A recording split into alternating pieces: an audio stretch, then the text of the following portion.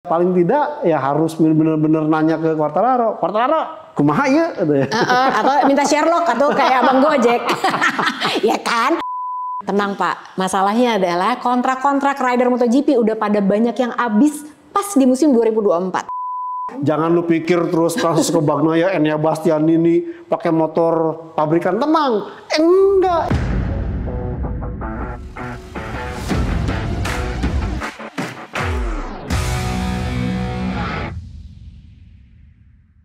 Hai, aduh seneng banget lah, aku kangen loh Mas Joni untuk ngomong hai, ya kan? Karena kita kirain kangen sama gue, ya itu juga. Udah GR aja. Soalnya minggu lalu aja kan aku sama Mas Joni harus bertemunya hanya lewat layar belakang, ya kan? Iya. Soalnya kasihan juga Mas Joni, rumah di Bogor, terus udah gitu aku harus geret-geret ke sini gitu kan. Tapi kita sudah kembali ke rumah kita, tentunya di Janto Building di Ducati Indonesia, markas besarnya.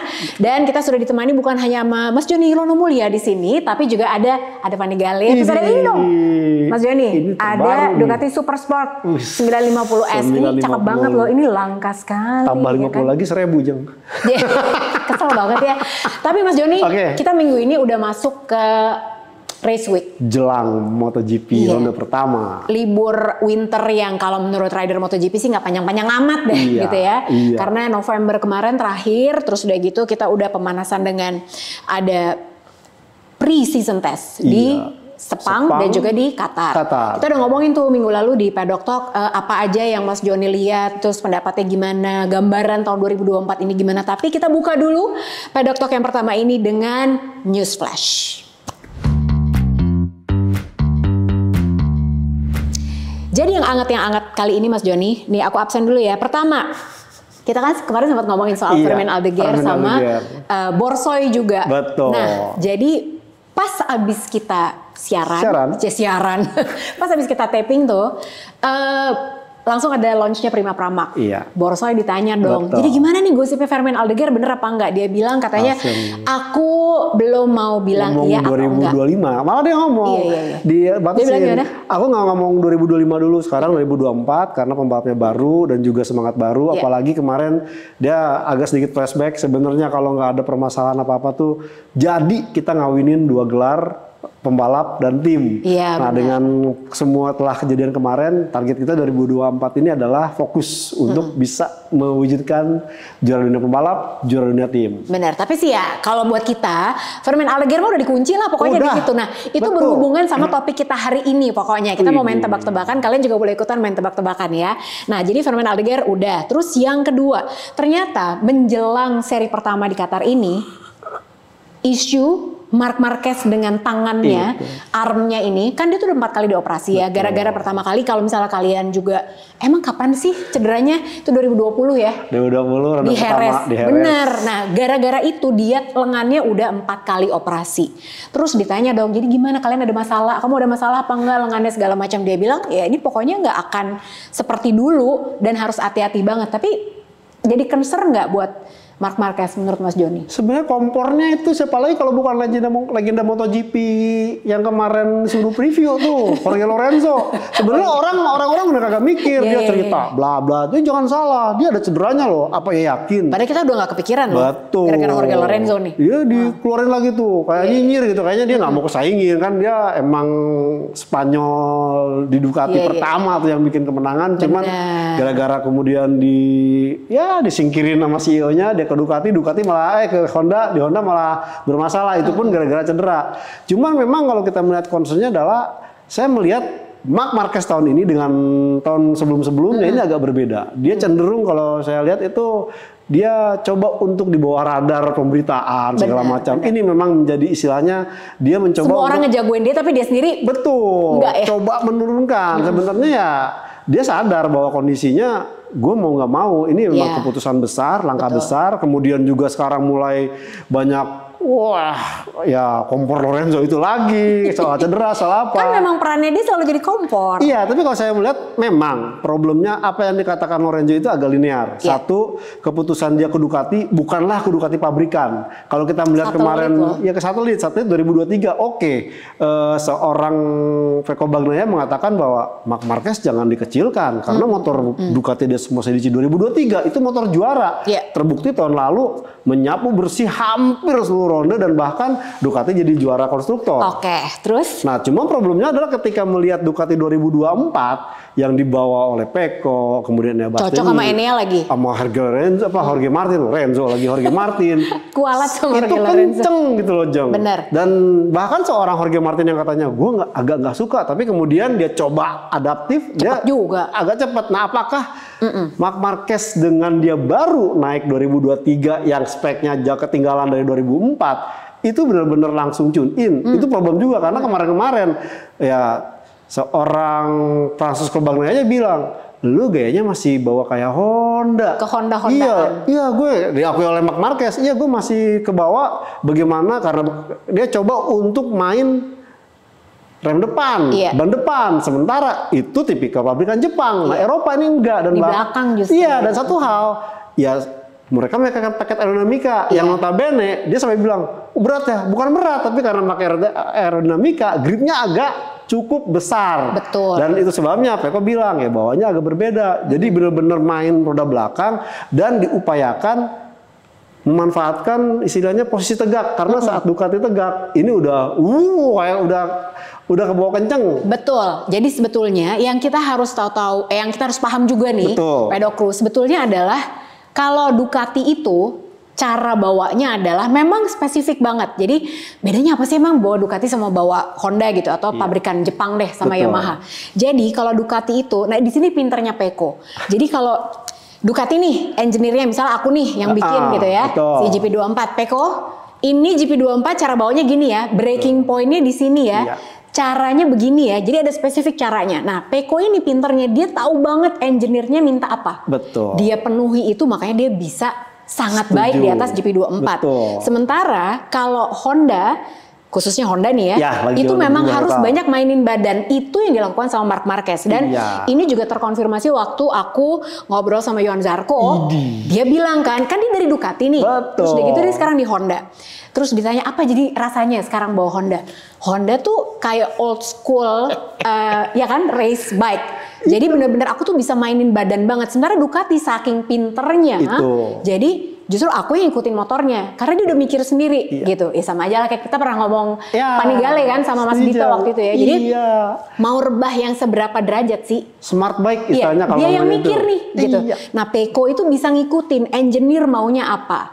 Nah, sementara jadi seorang rider itu kadang-kadang mengandalkan insting. Bener gak sih? Jadi itu yang susah kan. Gue maunya begini, motornya nggak mau. Sampai akhirnya Marquez ya mengungkapkan bahwa wah mestinya nih aturan aerofairing sama ini ditiadakan, dikurangi gitu ya. Lagi-lagi lah nggak bisa. Itu akan sulit mungkin kalaupun kejadian ya Marc Marquez harus bertahan di Ducati sampai 2027. Sampai perubahan regulasi gitu. Nah, itu tadi udah ya kita ngomongin sedikit. Nah, tapi nanti ada yang mau aku tanyain juga. Tapi kita simpen di segmen akhir aja. Soalnya ada pertanyaan masa gini.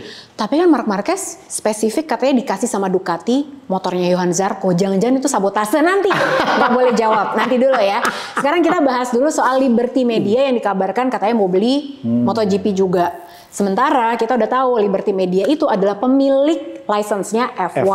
Nah, mungkin atau nggak mungkin sih sebetulnya Mas Joni, karena sebetulnya secara undang-undang persaingan usaha gitu ya di Eropa itu nggak boleh tuh Liberty punya dua-duanya. Tapi sebenarnya ini bukan cuma Liberty Media, tapi Disney juga tertarik, Amazon juga tertarik, dan Netflix juga tertarik untuk membeli MotoGP. Menurut Mas Joni, siapa yang berpeluang lebih besar untuk bisa masuk dan mengambil alih kepemilikan MotoGP? Saya melihatnya, padahal sebenarnya Dorna mah juga cuma punya berapa 20% nih? Betul, kecil ya. Cuman problemnya adalah Dorna sepertinya ya ingin menutupi utang-utangnya, dan bahkan kan performanya tuh bagus loh, keuangannya bukan berarti rugi, tapi utangnya banyak. Gitu. Jadi kenapa utangnya banyak? Ya karena dia harus membiayai tim, kemudian juga ngasih ke pembuat regulasi jangan salah, Vim sama Dorna itu jangan, oh ini kok kayaknya langgeng, omong kosong, pasti ada setoran atau ada istilahnya kontrak. Dan juga jangan salah, tim-tim yang masuk ke dalam daftar itu kan dibayar juga, Jeng. Kalau tim pabrikan itu berapa besar, makanya dia ngotot untuk mendatangkan daftar tuh pembalap pabrikan lagi, jangan satelit. Kalau satelit dia yang harus bayar. Kalau pabrikan dia bayar, kemudian bawa sponsor cukup banyak, dan bahkan kan sekarang santer dia mau digugat sama Cryptodata. Ini juga jadi problem. Nah, ini nyambung ke Cryptodata tadi. Ini sebetulnya kenapa sih Mas Joni? Kenapa akhirnya Cryptodata ini katanya mau menuntut Dorna dengan dasar tuntutan katanya Dorna ini melanggar pokoknya melanggar wewenangnya dia gitu. Betul. Ya. Termasuk IRTA juga mau dituntut gitu. Sebenarnya kenapa sih? Kalau umpamanya untuk menjadi tim atau berkiprah di MotoGP itu tidak semudah membalikan tangan, tapi harus memasuki jenjang-jenjang juga. Untuk pembalap memang ada. Dan itu pasti harus juara dunia Moto2, kemudian bisa punya istilahnya prestasi, kemudian sponsor. Tapi kalau untuk sebuah tim, ini tim biasanya tuh ditunjuk oleh Dorna dan IRTA. Betul. Artinya sudah punya spesifikasi. Makanya kemudian saat kepergian Tech Trick ke KTM, itu Yamaha bingung kan, sampai akhirnya tiba-tiba muncullah seorang Petronas Sepang Racing Team. Sepang Racing Team ini karena sebenarnya istilahnya itu dicomot oleh Dorna dan juga diiming-imingi, yang sekaliber itu saat itu Sepang itu hanya fokus di Moto2. Betul. Cuman karena dia punya influence atau pengaruh di Asia, kita tahu Sepang kan di Malaysia dia punya faktor istilahnya kedekatan dengan fanatikan Asia Tenggara, makanya diambil. Tetapi kalau kita melihat kemudian Sepang tuh merasakan agak sedikit kerepotan karena ternyata hanya istilahnya butuhnya untuk ada nampel pembalap pengganti Yamaha satelit diambil, tetapi pada saat musim berikutnya mereka berjuang sendiri, Jeng. Jadi artinya cuma dibantuin awalnya, sisanya ya gue serahkan sendiri ya. Nah ini yang menjadi problem di Cryptodata. Cryptodata ini sebenarnya kan gabung itu di saat RRF juga bergabung ke pisah dari Yamaha yang istilahnya tidak sepakat soal kesepakatan motor gimana, akhirnya lari ke Aprilia. Dengan Aprilia ini cukup banyak sampai akhirnya sebenarnya Razlan waktu itu mengatakan bahwa tidak perlu Cryptodata sampai macam-macam, cuman Cryptodatanya agak sedikit, saya katakan agak sedikit jumawa. Dia pengen istilahnya makin terkenal sampai coba untuk bisa mensponsori salah satu ronde. Oh iya, di Austria kan? Di Red Bull. Dan itu untuk dia menjadi seorang main sponsor atau title sponsor itu nggak sedikit. Sementara Cryptodata, kalau pamannya saya baca di beberapa referensi, ini bukan istilahnya benar-benar pemain yang cukup besar dibanding yang lainnya. Nah, tapi dia berani banget. Berani banget, dan ternyata akhirnya harus bayar sekian dana jadi main sponsornya Red Bull, tetapi dia sepertinya keteteran untuk mengongkosi operasional si RRF. Kita udah pernah bahas juga ini sebenarnya. Jadi kenapa performanya tim satelit Aprilia ini juga nggak maksimal, karena sebetulnya duitnya juga seret. Itu. Ya kan, gitu. Nah, jadi parts-parts baru segala macam. Betul. RRF curhat mungkin ke IRTA, kan dia bagian daripada IRTA. Iya nih problemnya ini, karena pasti pembalapnya pun curhat. Artinya, wah ini gara-gara jelek karena kurang ini ya. Iya. Akhirnya Dorna mendengar, Dorna takut mungkin nanti berujung bermasalah, kenapa ntar malah kisruh take over atau mending kalau bukan take over jangan mundur kayak Suzuki kan bingung dia. Akhirnya dia putuskan istilah di cut secara sepihak, kemudian dia ambil Trackhouse, tapi mungkin kita tidak banyak tahu bagaimana di belakangnya. Ini sedikit banyak membuat Cryptodata agak dirugikan, makanya dia coba untuk menuntut. Oh gitu ya, nggak tahu ya tuntut-tuntutannya gimana ya. Pokoknya kita tinggal tunggu aja. Sekarang kita akan langsung masuk ke segmen kedua. Segmen kedua ini mungkin buat kalian yang komen gitu ya, cepet amat udah ngomongin 2025. Tenang Pak, masalahnya adalah kontrak-kontrak rider MotoGP udah pada banyak yang habis pas di musim 2024. Makanya sebenarnya kita udah pernah bilang ya Mas Joni, silly season 2024 mah belum ada apa-apanya. Belum ada apa-apanya. 2025 ini aku pengen dengar, kita nanti boleh di screen cap hasil prediksi aku siapa, hasil prediksinya Mas Joni siapa gitu ya. Nanti kita taruhan ya. Siap. Yang menang dapat Super Sport. Jangan kemana-mana, abis ini kita balik.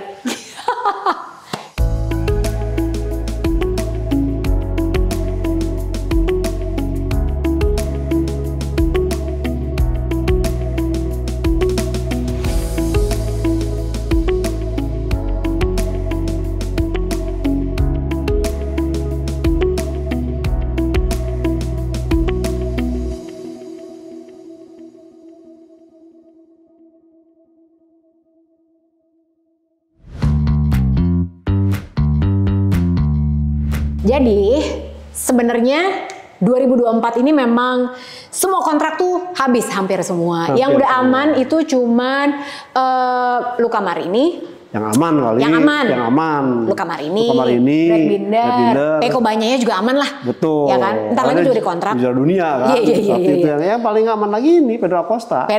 Betul. Nah, jadi ini aku bacain dulu ya. Kalian bisa lihat di sini. Fabio Quartararo itu akan habis kontraknya di akhir 2024. Alex Rins juga sebenarnya cuma dikontrak setahun. Tapi kayaknya pilihannya mungkin dia 1+1 lah gitu ya kayaknya. Iya. Dan Yamaha siapa lagi kalau bukan Alex Rins. Terus Peko Bagnaia juga habis hari ini tahun ini. Enea Bastianini juga habis di akhir tahun 2024. Alexis Spargaro, Maverick Vinales juga habis tahun 2024. Joan Mir itu juga habis 2024. Luca Marini sampai 2025. 2025 ya. Brad Binder nyaman bener sampai 2026. Rezeki pengantin baru Mas Joni ya kan. Jack Miller akhir 2024 juga. Marc Marquez, Alex Marquez, Jorge Martin, Franco Morbidelli, Fabio Di Gia, Marco Bezzecchi, Miguel Oliveira, Raul Fernandez, Pedro Acosta, tapi dia aman lah ya. Aman Pedro Acosta. Augusto Fernandez 2024 juga habis. Johan Zarco aman sampai 2025. Taka Nakagami 2024. Nah sekarang ini dia tebak-tebakan. Oke, kira-kira 2025 ini siapa akan di mana? Kita mulai dari Mas Joni dulu. Kita mulai dari tim yang pertama Mas Joni. Siapa? Yang pertama adalah Ducati Lenovo. Line up 2025 kalau versi Mas Joni siapa? Saya Francesco Bagnaia dan Enea Bastianini. Aku juga Peko Bagnaia dan Enea Bastianini. Alasannya kenapa mereka tidak menggantikan misalnya? Kalau Peko udah pastilah, kita agree ya. Tapi kenapa Enea Bastianini tidak digantikan misalnya Jorge Martin? Kenapa? Satu hal sebenarnya Enea Bastianini itu udah menunjukkan performanya 2022. Meskipun hanya dari problemnya ada kemarin kan cedera. Oh iya sih. Makanya tahun ini saya masih melihat ini akan ada kesempatan. Toh rondenya banyak nih. 2001 ronde, 2021, 21 ronde. Kata ridernya yang bener aja 2021, 21 aja udah mati. Iya, hari aja cuma 365. Maaf. Episode pertama pre-season test. Terus saya 21 balapan kan. Jadi dari sini akan ada paruh musim aja masih agak terasa cukup bagus nih. Paling nggak dia startnya tuh di 2024 ini dia masih mendingan daripada tahun lalu lah gitu ya. Hasil tesnya kan. Hasil tes cukup bagus. Jadi saya rasa seandainya tidak, ya harapannya sih jangan sampai nasib apes ketabrak pembalap lain kemudian cedera. Selama itu aman-aman, yakin bisa bertahan tahun depan. Kalau aku juga milih Enea Bastianini bukan hanya sekedar performance-nya dia gitu sebetulnya. Karena itu masih bisa sangat diperdebatkan. Tapi kalau aku ngelihatnya pasangan Peko Bagnaia dan Enea Bastianini lebih mudah dalam tanda kutip untuk di-manage. Karena Jorge Martin dia tuh udah pundung banget sama Ducati Lenovo sebetulnya. Iya dari kemarin kan yang udah dari Enea naik. Betul dari saat ya kan pada saat ditentukan Enea dan Jorge, Enea yang tampil. Iya, makanya. Nah cuman giliran pas Eneanya ke Ducati Lenovo, ya apa sebenarnya yang bagus. Makanya mutung dan sampai bahkan dia kan akhirnya ya udah tidak memperpanjang kontrak. Artinya makanya berubah lah nih. Makanya ngebet banget nih sampai kan ya di belakang itu ya Vermin udah fix. Artinya ini menggantikan seorang Jorge Martin. Jadi itu alasannya. Kita harus ngasih alasan kenapa kita memilih Peko Bagnaia dan Enea Bastianini. Nah, tapi tambahan sedikit ya. Jorge Martin tahun ini akan bahaya banget karena dia adalah tipe rider yang kalau panas hatinya malah performanya bagus banget. Iya nggak sih? Betul. Jadi Peko Bagnaia meskipun kamu dikdaya banget dengan GP24, hati-hati sama Jorge Martin beneran deh gitu. Karena dia tuh setiap kali lagi tertekan langsung, jadi tiba-tiba wah panas gitu. Nah, sampai dia masih tetap mempertanyakan gara-gara Qatar belum kelar katanya. Udah dijelasin kok. Ya, emang problemnya lu start di belakang panas jadi butuh waktu sehingga tidak keburu dapat suhu optimum untuk memaksimalkan motornya. Makanya nanti kita ingetin lagi ya pas kita lagi warm up nanti buat Qatar GP. Yang kedua, ini kita ngomong Ducati dulu ya semua. Prima Pramac berarti kalau udah nggak ada Jorge Martin, siapakah pilihan 2025 line up di Prima Pramac? Franco Morbidelli dan Fermin Aldeguer. Franco Morbidelli? Iya. Padahal dia nggak tes sama sekali loh. Kenapa Mas Joni yakin dia akan tetap bertahan di situ? Satu, saya melihat bahwa istilahnya sosok yang dituakan berpengalaman itu diperlukan oleh seorang skuad satelit sekaliber Pramac Racing. Dengan perginya jadi Jorge harus Martin, ada yang develop lah gitu. betul. Nah, Morbidelli ini sebenarnya istilahnya talenta yang disia-siakan oleh Yamaha. Dia mampu mengembangkan, dan saya yakin seandainya kemarin dia tidak kena musibah sampai dia geger otak, mungkin dia akan bisa istilahnya tuh 1 2 3 4 bisa Desmos Edici 2024 semua tuh. Sayangnya. Dan jadi kita belum lihat gitu dia bisa perform. Betul. Dan satu hal lagi adalah bahwa keberadaan Gino Borsoi. Orang kan bilang, oh Gino Borsoi orang mana sih? Dia orang Italia. Artinya meskipun namanya kayak orang Eropa Timur ya. Kalau mamanya kemarin di launchingnya malah salah lagi, Gino Borsoa. Borsoa. Ya karena dikira semacam Perancis. Betul. Saya yakin. Dan kemarin dari wawancara seorang Frankie Sesriles aja itu cool gitu, nggak tegang, nggak apa. Dan dia ngobrol dengan seorang Gino Borsoi, dia mengatakan bahwa oke lah, dia akan tetap disupport semaksimal mungkin, dia akan coba, dan itu target seorang Gino Borsoi tahun ini. Dan makanya pada saat kemudian bagaimana kalau dia bisa bikin jadi Jorge Martin, kenapa dia nggak bisa bikin Franco Morbidelli? Betul, itu maksud saya. Jadi ya dengan kehadiran kombinasi veteran muda dengan kehadiran Fermin Aldeguer, saya harapkan ini tetap seperti itu komposisinya. Jadi itu pilihan Mas Joni. Kalau aku beda. Kalau aku pilihannya Prima Pramac adalah Fabio Di Giannantonio dan Fermin Aldeguer. Kenapa Fabio Di Gia? Karena menurut aku dia itu momentumnya masih dapat banget. Dan sekarang pun di tim Pertamina Enduro VR46 dia juga udah nyaman. Tadinya aku pikir dia kan anak baru, anak bawang. Betul. Udah gitu bukan dari tim VR46 Academy. Diajak main nggak ya gitu. Aku pikir gitu. Tapi dia nyaman banget dengan tim barunya. Dan menurut aku upgrade-nya adalah mungkin dia nggak kalau di rider pabrikan agak berat. Tapi kenapa juga nggak di Prima Pramac yang punya spek pabrikan? Menurut aku gitu. Tebakan namanya juga ya, kalau salah juga ya maklumin aja. Oke, yang ketiga Pertamina Enduro VR46. Menurut Mas Joni, siapakah yang ada di line up 2025? Saya rasa masih mempertahankan line up yang 2024, Marco Bezzecchi dan Fabio Di Giannantonio. Masih sama? Masih sama. Nggak berubah ya berarti ya. Kalau aku Franco Morbidelli dan Celestino Vietti. Emang udah nggak cocok nih kita di sini. Kenapa? Karena menurut aku sebenarnya VR46 ini pengennya kan rider yang muda. Betul. Ya kan? Betul. Fermin Aldeguer udah diincar sama Prima Pramac. Iya. Jadi pilihannya siapa? Vietti lah kayaknya. Tapi ya tergantung performanya juga ya. Terus kenapa Franco Morbidelli? Karena menurut aku jangan-jangan takutnya Franco Morbidelli belum perform juga di Prima Pramac. Karena bebannya berat. Jadi mungkin kedekatan dia dengan Valentino Rossi akan menyelamatkan karirnya dia lebih panjang lagi di VR46 gitu sih kalau kata aku. Ya kan alasannya Mas Joni ya gitu.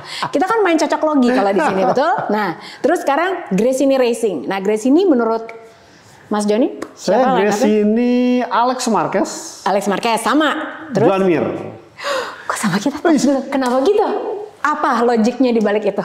Saya melihat Alex Marquez istilahnya perlahan-perlahan memang build up di squad sekaliber Gresini, dan juga dia udah klop lah. Nah sementara kan untuk abangnya ini Marc Marquez memang satu musim, dan bahkan ya beberapa kesempatan dia selalu mengungkapkan bahwa saya bukan pergi dari Honda loh, saya cuman beberapa hanya tinggal sebentar, mungkin kita akan kembali lagi. Nah saya rasa ini sebenarnya memberikan kesempatan buat Honda untuk mengembangkan motor yang memang tidak menjadikan dia sebagai role modelnya. Nah kalau mamanya ternyata dengan pembalap baru jauh lebih bagus, mungkin dia bisa catch up dengan problem yang mungkin selama ini harus memakai sentris. Iya, benar. Kalau Joan Mir, kenapa pilih Joan Mir? Joan Mir kok ya tiba-tiba di Gresini gitu? Ya, karena problemnya adalah 1 tahun kontrak dengan Honda, dan memang agak sulit nih buat seorang Joan Mir, meskipun dia hadir dengan kondisi, satu hal adalah dia belum pernah berpengalaman dengan motor V4. Nah harapannya dengan pengembangan setahun ini, kemudian kontrak habis, Marc Marquez nanti balik lagi, sementara nggak mungkin dong menyingkirkan Luca Marini yang kontraknya 2024, kecuali mungkin HRC harus bayar kompensasi. Masa tahun kemarin kompensasi juga, tahun depan kompensasi. Bener. Makanya Joan Mir setidaknya di Gresini yang reuni lagi sama Frankie Carchedi. Kalau itu emang alasan aku naroknya. Itu. Ya kan? Dan satu hal. Harusnya dia ketemu Frankie lagi. Betul. Dan kedua adalah dia tidak terbebani untuk tampil all out. Karena dia berstatus sebagai kepala pabrikan. Kalau di Grace ini yang istilahnya independen. Betul. Ya kan? Segala cara yang apapun pokoknya hasilnya lebih baik. Selama itu bisa dilakukan secara kekeluargaan, kenapa enggak? Setuju. Nah sekarang ini nih, tadi udah disebut-sebut soal sama Mas Joni. Honda pabrikan ya gitu. Honda pabrikan siapa line up-nya 2025? Lo kamar ini udah pasti aman. Betul. Tadi kontraknya masih ada kan? Ya gitu. Mark Marquez. Mark Marquez. Jadi tadi Mas Joni juga udah bilang sebetulnya aku pun juga naruh nama Mark Marquez di sini. Karena cuman setahun kontraknya. Menurut aku pun sebetulnya bukan berarti kalau Mark Marquez kembali lagi ke Honda, dia yakin bahwa motor ini akan bisa bikin dia jadi juara dunia lagi. Betul. Kalau aku dari sisi ekonomi. Oke. Maaf ya, namanya juga punya bisnis. Jadi aku tuh kalau mikir nggak jauh-jauh dari duit emang. Tapi menurut aku gini, kalau misalnya sekarang Mark Marquez pindah ke Grace ini untuk melihat dan menemukan kembali rasa cintanya dia sama naik motor MotoGP nih. Betul. Dia menemukan jadi juara, alhamdulillah gitu ya. Kalau enggak ya pokoknya aku udah pernah nyobain nih Ducati kayak apa. Tapi dia akan kembali lagi ke Honda, mendingan nggak apa-apa deh nggak menang-menang juga, kan duitnya banyak lagi. Menurut aku gitu. Sama menurut aku dari sisi ekonomis juga pasti Mas Joni jauh banget soalnya. Iya kan? Di Grace ini tuh dia dibayarnya katanya cuma 250.000 euro. Betul. Sementara kalau di Honda 20 juta. Iya, jauh banget kan. Kalau aku sih dari aspek ekonomi ya, mohon maaf Mark Marquez kalau saya tahu. Satu hal lain kan bagaimana dia bawa sponsor lainnya kan tidak langsung nempel ke Grace ini. Grace ini juga mikir, waduh gue mesti bayar berapa.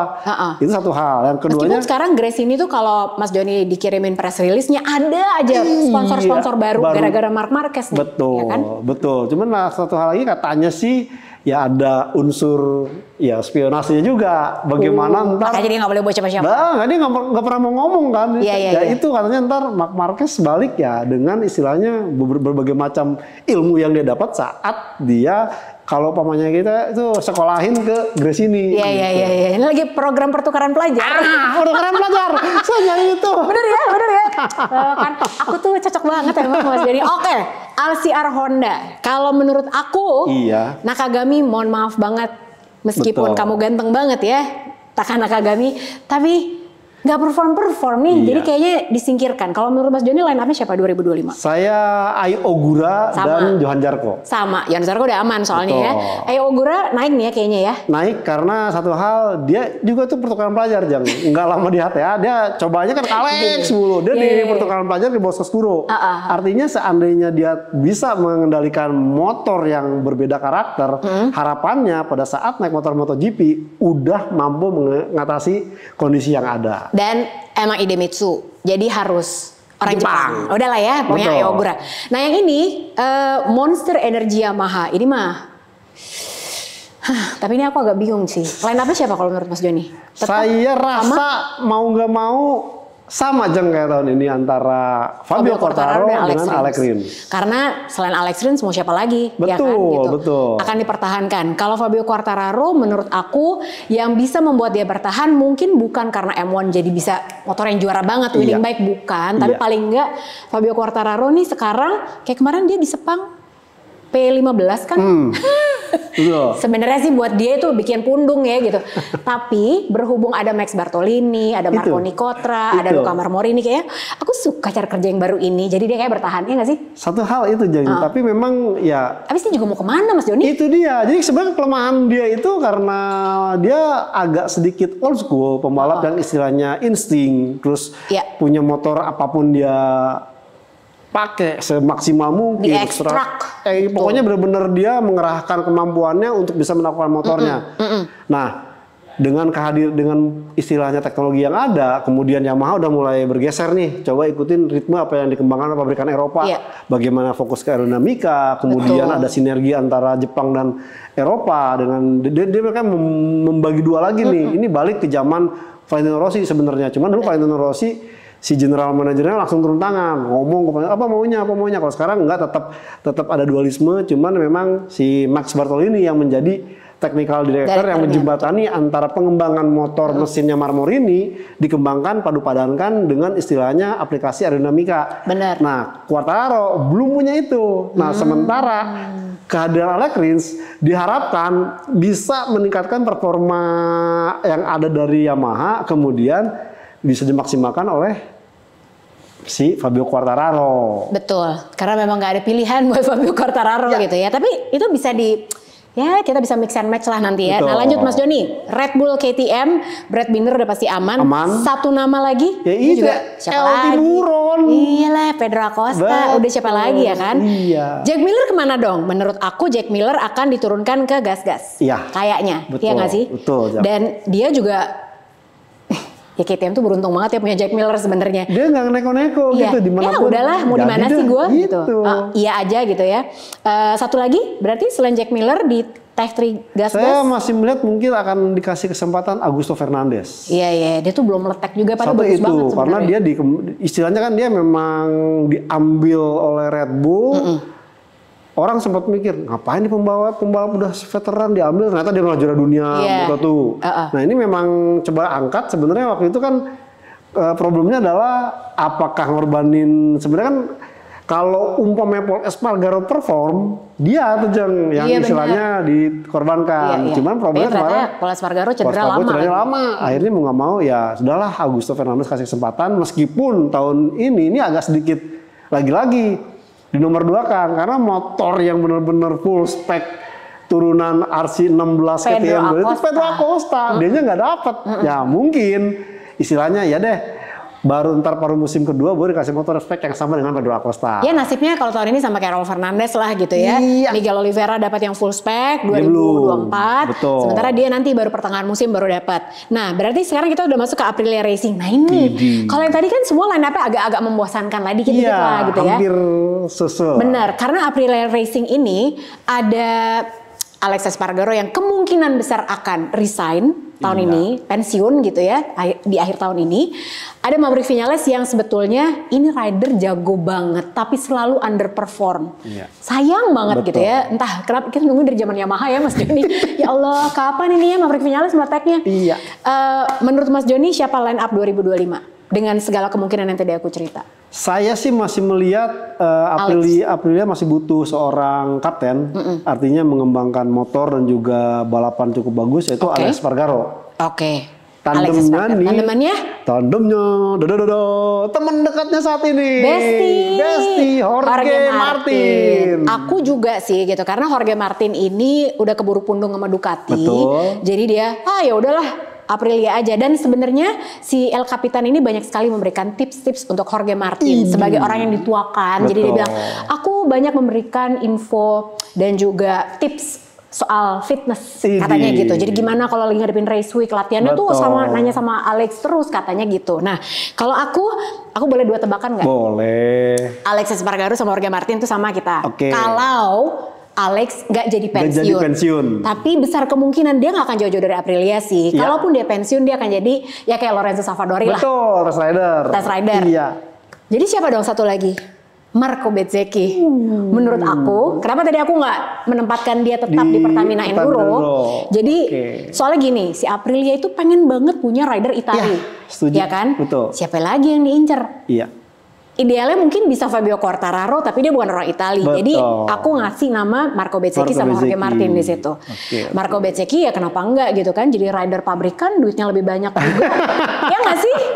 Terus kayaknya cocok menurut aku gitu ya. Sebenarnya RSGP ini motor yang bagus dan kompetitif, motor yang powerful tapi juga compact.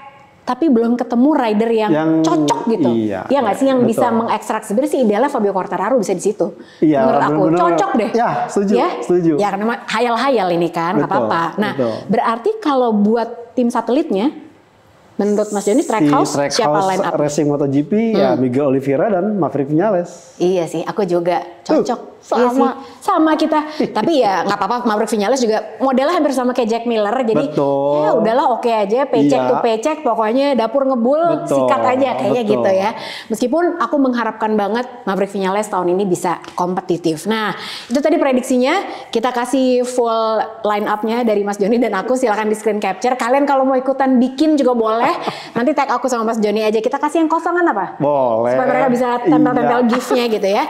Jangan kemana-mana, kita break dulu. Abis ini kita mau pemanasan karena minggu ini kita akan menyaksikan race perdana musim 2024 ini Qatar GP. Tetap di situ.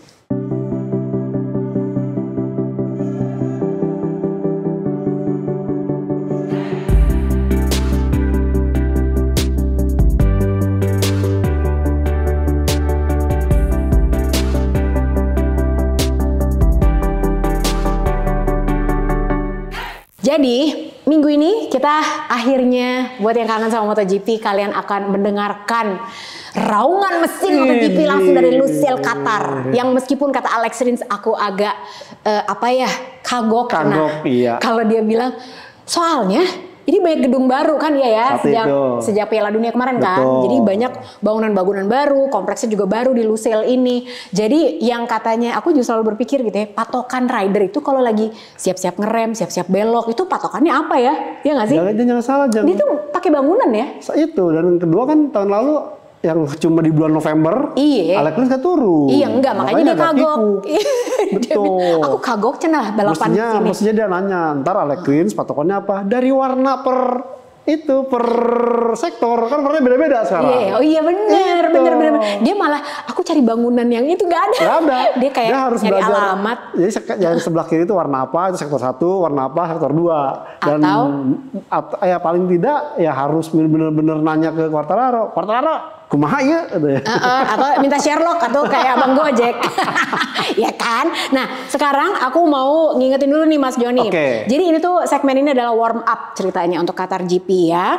Jadi ini panjangnya 5,38 km, lebarnya 12 meter, longest straight-nya ini mah mainannya Ducati banget lah ya. Gitu, hampir 1 kilometer lebih ya. Iya. 1,068 meter, betul. Right cornersnya ada 10, left cornersnya ada 6, dan ini adalah sirkuit yang kalau dari tes kemarin katanya grippy banget. Baru di aspal. Udah gitu kan dari November ke ini cuma sebentar. Iya. Kecuali nunggunya November lagi, mungkin udah dipakai Evan atau apa. Cuma memang kondisi, ya banyak pasir udah pasti karena di padang pasir juga gitu ya. Jadi mungkin salah satu kondisinya adalah besok itu adalah licin, terus udah gitu ya karena banyak angin, terus kadang-kadang ada sandstorm juga di situ gitu. Itu aja masalahnya. Nah, ingetin dulu dong podium tahun lalu. Ingat nggak sprint siapa? Sprint itu Jorge Martin, ya kan? Ini baru November kemarin loh. Ini yang heboh. Iya. Jorge Martin juara pertama, juara keduanya Fabio Di Gia. Posisi ketiganya adalah Luca Marini. Yang pole position ya? Yang pole positionnya Luca Marini kan? Babang Peko itu ada di P5. Iya. Nah, race-nya di hari Minggu, yang menang adalah Fabio Di Giannantonio, yang kedua adalah Pecco Bagnaia, yang ketiga Luca Marini. Luca Marini posisi 3 terus. Nah, Martin P10. Ini yang bikin orang-orang sempat bilang, wah sabotase dari Michelin, ya Allah. Ini udah dijawab ya, kita waktu itu ya di Paddock Talk. Nah, ini yang bikin katanya Michelin ini memberikan ban yang defect. Ya ban yang defect. Tapi udah diklarifikasi bahwa ini enggak. Untung nggak beli di marketplace. Kalau di marketplace ganti baru. Oh iya. Tapi jangan lupa pada saat unboxing ya kan.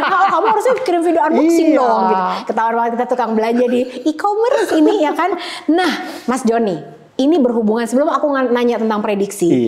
Jadi kalau kita ngomongin tentang teori konspirasi, sabotase, bla bla bla segala macam.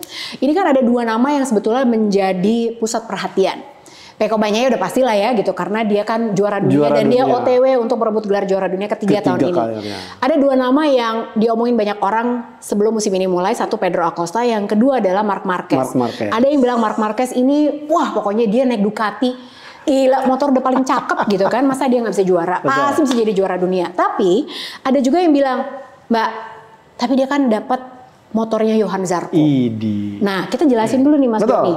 Sebenarnya GP23, spek GP23 itu emang bener diturunin dari bekas dipakai Zarco tahun lalu, diturunin ke dia, atau sebenarnya motor baru tapi speknya itu bener-bener spek 23, GP23, atau gimana sih sebetulnya biar clear? Jadi kalau kita melihat kan ini ada 2 squad yang menggunakan motor pabrikan nih. Betul. Ducati Lenovo sama Prima Pramac Racing. Bener. Nah kita tahu kemarin tuh yang semuanya speknya tuh 2023. Betul. Tapi karena kemarin itu hasilnya cukup membingungkan, bagaimana semua pembalap yang harapannya sebenarnya Ducati Lenovo itu Enea Bastianini ini juga ikut perform. Jadi pengembangan itu benar-benar fokus ke dua pembalapnya. Sayangnya kan Jorge Martin yang cukup tampil bagus. Ya, betul. Nah, siapa yang mengembangkan lantas di musim kompetisi? Ya Johan Zarco. Makanya di saat kemudian kompetisi Enea Bastianini ini agak tersingkirkan, fokus pengembangan di Johan Zarco. Itu Johan Zarco tuh ngembangin semua yang mau dipakai. Semuanya dipakai sama dia pertama kali. Betul. Yang uji ya. Yang diuji mulai yang istilahnya pakai ground effect side yang betul. seperti Aprilia, yang pakai isinya winglet deket fork depan. Nah kemudian ada spoonnya apa itu semua Zarco yang pakai. Nah di saat kemudian kompetisi mulai mengerucut antara Francesco Bagnaia dan Jorge Martin, alhasil ketok palu. Motor yang dikembangkan oleh Zarco itu yang istilahnya 2024 wannabe dipakai oleh Pecco Bagnaia dan berarti Martin. Diuntungkan dong sebetulnya. Sebenarnya kalau mamanya ya makanya nih aku bingung. Kenapa orang Johan Zarco aja menang kok pemenangan pertama di Australia terus bilang wah kan tapi dikasih nomor 2023. Soalnya orang tuh mikirnya gini, kan yang juara dunia, aku tahu tuh logiknya pedok kru, aku paham banget ya. Kenapa dia dikasihnya Johan Zarco? Makanya kemarin di Sepang dia bermasalah tuh, ya masalah teknis mah masalah yang beda lagi gitu. Betul. Ya. Tapi aku tahu banyak di luar sana Mas Joni, makanya nih ada Mas Joni di sini biar aku juga nggak so tahu gitu ya. Kenapa dia nggak dikasih motornya Pecco Bagnaia aja kan GP23? Kan dia yang menang. Uang.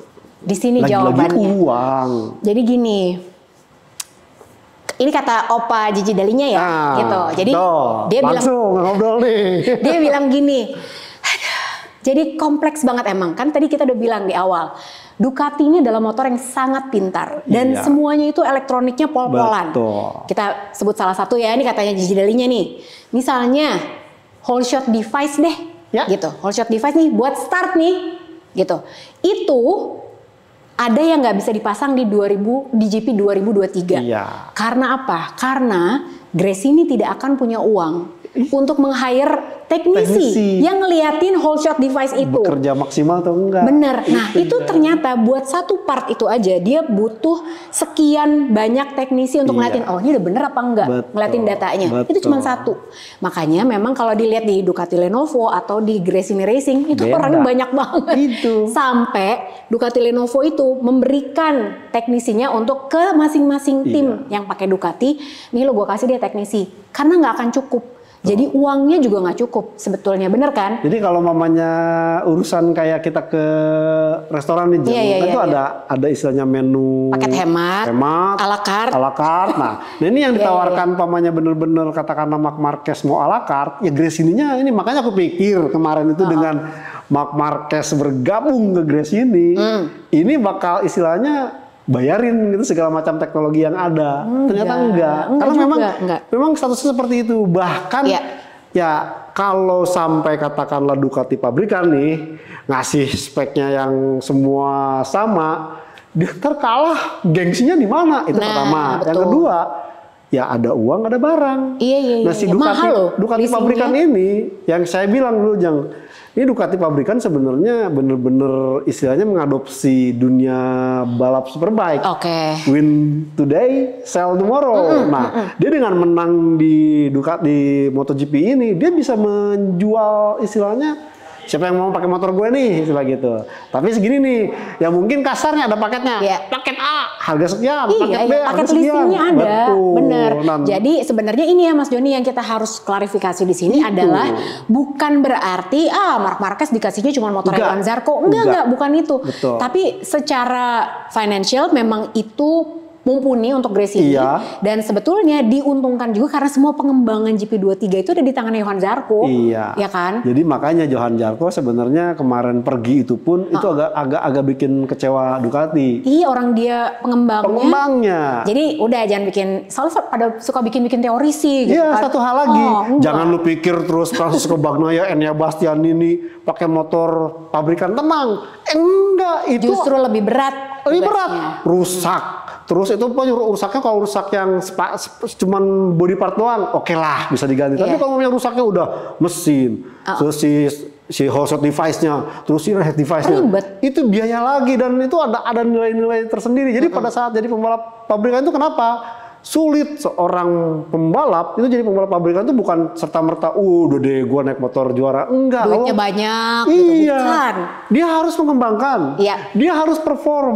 Terus kalau umpamanya katakanlah, ya makanya Enea Bastian ini nggak perform. Waduh, gua ngerusakin motor nih. Berapa nih masih keluar? Yang kayak gitu-gitu. Iya, benar. Jadi jangan salah. Jadi benar. Bagaimana si pembalap harus mengontrol mental itu bukan semata-mata, oh mentalnya mesti bagus di balapan ini. Enggak, tapi ada hal yang kita nggak tahu, yang sebenarnya ini yang lebih jelimet.